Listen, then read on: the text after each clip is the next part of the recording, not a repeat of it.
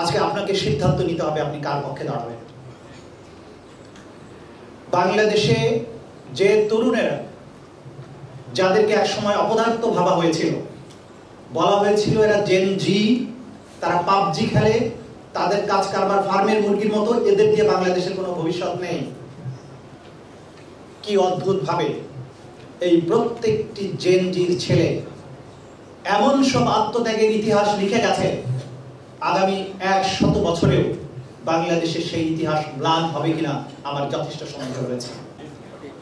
বাংলাদেশ একটা ট্রান্সমিশনের মধ্য দিয়ে যাচ্ছে।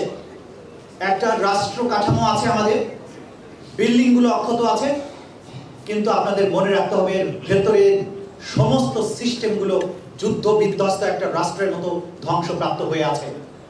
এই ধ্বংসপ্রাপ্ত রাষ্ট্র কাঠামোর উপরে দাঁড়িয়ে আপনাদেরকে জাতি এন্ট্রাস্ট করেছে, আপনাদের উপরে দায়িত্ব চাপিয়ে দিয়েছে। এই জায়গায় একটা রাষ্ট্র যখন ট্রান্সফরমেশনের মধ্য দিয়ে যায়, সেই সময় প্রত্যেক অফিসারকে দায়িত্বশীল এবং প্রোঅ্যাক্টিভ ভূমিকা পালন করতে হবে। আপনাদের মনে রাখতে হবে একটা ব্যক্তি এবং রাষ্ট্রের কাছে, ব্যক্তি অথবা একটা পরিবারের কাছে আপনারা শপথ গ্রহণ করেননি, আপনারা কেবলমাত্র সংবিধান, আইন এবং স্রষ্টার কাছে দায়বদ্ধ, আর কারো কাছে না। আগামীর যে বাংলাদেশে আপনারা দায়িত্ব পালন করতে যাচ্ছেন, সেখানে কোনো নেতা, নেত্রী, মন্ত্রী বা প্রধানমন্ত্রী নয়, শুধুমাত্র আইন, সংবিধান এবং বিবেকের কাছে আপনারা দায়বদ্ধ থাকবেন। এই মুহূর্তে একটা ট্রমার মধ্য দিয়ে বাংলাদেশ বেরিয়ে এসেছে মাত্র। এই সময় রাষ্ট্রের প্রায়োরিটি হচ্ছে যারা প্রতি বিপ্লব ঘটানোর চেষ্টা করছে, যারা সমাজের বিভিন্ন জায়গায় সুনির্দিষ্ট পরিকল্পনা করে রাষ্ট্রকে ডিস্টেবিলাইজ করার চেষ্টা করছে। এই সময়ে আপনারা যদি প্রোঅ্যাক্টিভ না হন, এদেরকে যদি শক্ত হাতে দমন করতে না পারেন, তাহলে এই রাষ্ট্রকে আমরা ধরে রাখতে পারবো না।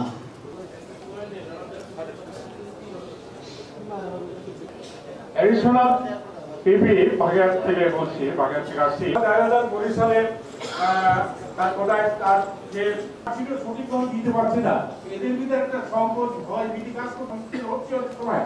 আমার প্রশ্ন হচ্ছে মাননীয় প্রধানমন্ত্রী পরিধান পাওয়াটা কি, এইটাই আমি চাচ্ছি যে আসসালামু আলাইকুম স্যার।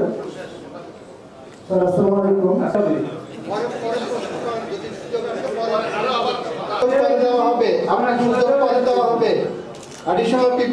আলোচনার সম্মুখীন হয়েছে, সেটাও আমাকে আত্মজিজ্ঞাসা ও আত্মসমালোচনা। বাংলাদেশের সংবিধানে নাগরিক জীবনে যারা এখানে উপস্থিত আছি, তারা সকলেই তা মূল্যায়ন করতে। আজকে আমাদের এই ওয়ার্কশপের অন্যতম উদ্দেশ্য হলো সর্বোপরি আপনারা যখন গ্রুপ ডিসকাশনে বলবেন, সেখানেও হয়তো এই আলোচনা এবং যাহাকে ইচ্ছা অপদস্থ করো, তোমার সর্বশক্তিমান। সাল্লাল্লাহু আলাইহি ওয়াসাল্লাম। এই মুহূর্তে যারা বিশৃঙ্খলা সৃষ্টি করার সম্ভাবনা আছে, সবার আগে তাদেরকে প্রতিহত করতে হবে। সেক্ষেত্রে যাচাই বাছাইয়ের মাধ্যমে পরে সে ছাড়া পেতেই পারে, কিন্তু এই মুহূর্তে যাদের পক্ষ থেকে বিশৃঙ্খলা সৃষ্টির সম্ভাবনা আছে, তাদের প্রত্যেককেই ধরা উচিত বলে আমি।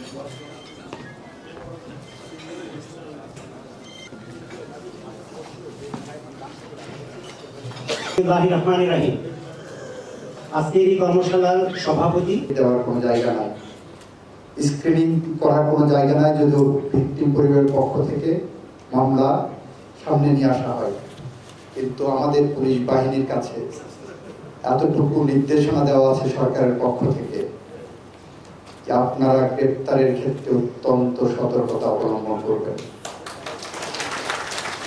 আমরা বলেছি বাংলাদেশ পুলিশের ঊর্ধ্বতন কর্মকর্তাগণ, প্রশাসনের সকল স্তরের সহকর্মীগণ,